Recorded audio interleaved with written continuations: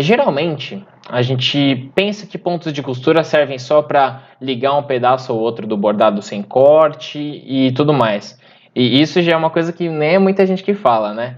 Sobre cortes no bordado. Mas como eu sempre tive que fazer desenhos para produção, eu sempre precisei me preocupar muito se o bordado tem corte ou não. Então, esse já é uma aplicação interessante dos pontos de costura. Então, vou marcar aqui. Primeira aplicação de pontos de costura no bordado.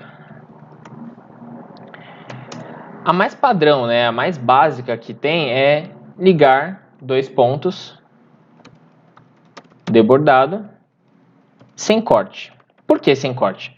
Quando a gente trabalha com bordado para produção, a gente tem que se preocupar muito se o bordado tem corte ou não. Por quê? Porque quando a gente trabalha com muitas peças e alta escala, quanto mais rápido o bordado produzir, melhor, né? Se quem me acompanha lá no Instagram, @laboratório do bordado _, inclusive me sigam lá, a gente conversa bastante sobre bordado e produção lá no Instagram. Quando a gente trabalha com bordados assim, a gente tem que se preocupar em dar vazão para a produção, né? Em fazer de forma cada vez mais rápida. Então, quanto menos corte, melhor. E a primeira aplicação é essa aqui, ó. Imagina que eu tenho um pedaço de bordado aqui, tá? Um pedaço de bordado aqui. Eu daqui a pouco abro um bordado aqui para vocês verem como fica, tá? E o ponto de costura funcionaria da seguinte forma. E eu tenho outro pedaço aqui, ó. Esse rostinho bonitinho aí. Eu poderia fazer o seguinte, ó. Se eu tirar a visualização True View aqui, a gente vê só os pontinhos, tá vendo? Se a gente deixar eles mais próximos, a gente já não precisaria cortar, né? Se é tudo da mesma cor, a gente poderia sair daqui, passar por esse ponto de costura e fazer isso aqui sem precisar cortar, né? Se eu estou fazendo esse sorrisinho, se é isso que o cliente me pediu, eu poderia fazer isso aqui sem corte nenhum, concorda comigo?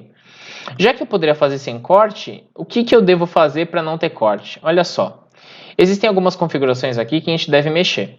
Se eu deixo mais próximo, você vê que ele já não corta. Se eu deixo mais longe, ele corta. Agora pensa o seguinte, se eu quiser deixar aqui e ele não cortar, e eu puder colocar um ponto de costura, por que não fazer, né? Então, o que eu devo fazer nesse caso? Eu devo chegar aqui na lista de cor objeto, selecionar esse objeto, vir aqui em conectores. Isso aqui já é uma aula grátis de conectores, tá bom?